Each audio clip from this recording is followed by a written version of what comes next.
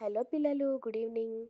నిన్నటి స్టోరీలో దేవుని సహాయం వలన గిద్యోను ఇస్రాయేలీలను మిద్యానీల నుండి ఎలా కాపాడాడో విన్నాం కదా. ఈరోజు స్టోరీలో గిద్యోను కుమారుడైన అబిమెలెకు గురించి విందాం. గిద్యోనుకు చాలా మంది పిల్లలు ఉన్నారు. వారిలో అబిమెలెకు ఒకడు. అబిమెలెకు చాలా చెడ్డవాడు, ఎంతో అహంకారి, చాలా గర్వంతో ఉండేవాడు. గిద్యోను ఎంతో గొప్ప నాయకుడిగా ఇశ్రాయేలీయులను నడిపిస్తూ ఉన్నాడు. కొంతకాలం తర్వాత అతను మరణిస్తాడు. అప్పుడు అబీమెలెకు ఇశ్రాయేలీయులకు తనే రాజు కావాలి అనుకున్నాడు. చాలా ఆలోచించి ఒక బ్యాడ్ ప్లాన్ వేస్తాడు. గిద్యోనుకి 70 మంది అన్నదమ్ములు ఉన్నారు. అబీమెలెకు ఆ 70 మందిని ఒక ప్లేస్‌కి రమ్మని, వాళ్ళందరూ అబీమెలెకు దగ్గరకు వెళ్ళినప్పుడు వాళ్ళందరినీ చంపేస్తాడు. వాళ్ళల్లో యోతాము అనే ఒక తమ్ముడు మాత్రం భయపడి దాక్కున్నాడు. కాబట్టి యోతాము బ్రతికాడు. యోతాము ఒక కొండపై నుంచి ప్రజలతో మాట్లాడాడు. మీరందరూ ఒక చెడ్డవాడిని రాజుగా ఎన్నుకున్నారు. అది అందరికీ మంచిది కాదు.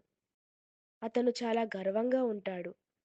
అబీమెలెకు మిమ్మల్ని చాలా బాధపెడతాడు అని చెప్పినప్పుడు ప్రజలు వినిపించుకోకుండా అబీమెలెకే మాకు రాజు కావాలి అనుకున్నారు.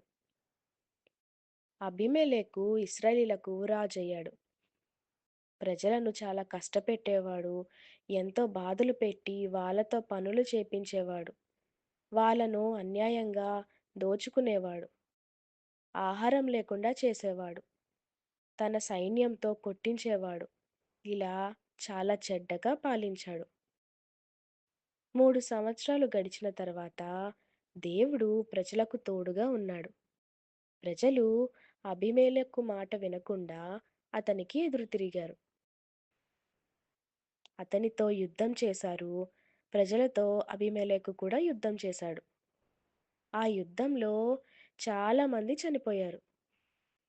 కొంతమంది ప్రజలు భయపడి ఒక పెద్ద గోపురం పైకి వెళ్లారు. అబీమెలెకు వాళ్ళని చూసి వాళ్ళని కూడా చంపేయాలి అని ఆ పెద్ద గోపురం దగ్గరికి వెళ్ళి ఆ గోపురాన్ని తగలబెట్టాలి అనుకున్నాడు. గేటు దగ్గరికి వెళ్ళి గోపురాన్ని తగలబెడుతున్నప్పుడు పైనుంచి ఒక స్త్రీ అతని తల మీదకి ఒక పెద్ద రాయిని విసిరేస్తుంది. అబీమెలెకు తల పగిలి చనిపోతాడు. చూసారా పిల్లలు?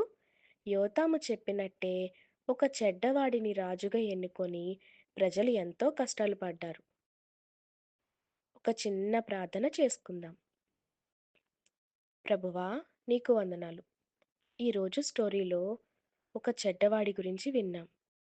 దేవా, మేము చెడ్డవారిగా కాకుండా మంచి పిల్లలుగా పెరగడానికి మాకు సహాయం చేయండి.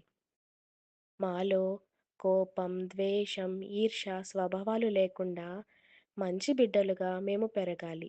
ఆమెన్. గుడ్ నైట్ పిల్లలు.